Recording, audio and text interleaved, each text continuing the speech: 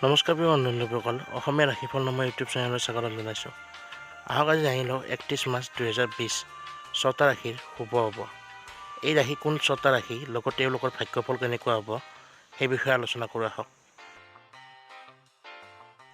বন্ধুসকল, এই ৰাশিকেইটাৰ ঘৰত সুখ শান্তি উভৈনদী হ'ব, মনতো প্ৰশান্তি থাকিব, লগতে পৰিয়ালৰ সকলো সদস্যৰ মাজত মিলা প্ৰীতি বাঢ়িব তথা বন্ধুবৰ্গৰ পৰা সহায় লাভ কৰিব, সহকৰ্মীৰ পৰা সহযোগ পাব। লগতে চাকৰি ব্যৱসায়ৰ ক্ষেত্ৰত উন্নতি দেখা যায়, আৰ্থিক অৱস্থা মজবুত হোৱা দেখা হ'ব, ধনৰ আগমন ঘটিব। চাবলৈ গ'লে এই মাৰ্চ মাহৰ অন্তিম দিনটো তেওঁলোকৰ কাৰণে যথেষ্ট সুখৰ হ'ব, মনৰ ইচ্ছা পূৰণ হোৱা দেখা হ'ব। চাৰিওফালে সফলতা লাভ কৰাৰ উপৰি জীৱনত সুখ শান্তি আৰু সৌভাগ্য সকলো বৃদ্ধি হ'ব। এই বিশেষভাৱে সৌভাগ্যশালী ৰাশি ছয়টা হৈছে ধনু, মীন, বৃষ, তুলা, মিথুন আৰু মকৰ ৰাশি। বন্ধুসকল, যদি ভিডিঅ'টো চাই ভাল পায় লাইক কমেণ্ট শ্বেয়াৰ কৰি দিব আৰু সদায় ধৰণৰ ভিডিঅ' পাই থাকিবলৈ আমাৰ চেনেলটো ছাবস্ক্ৰাইব কৰি দিব। ধন্যবাদ।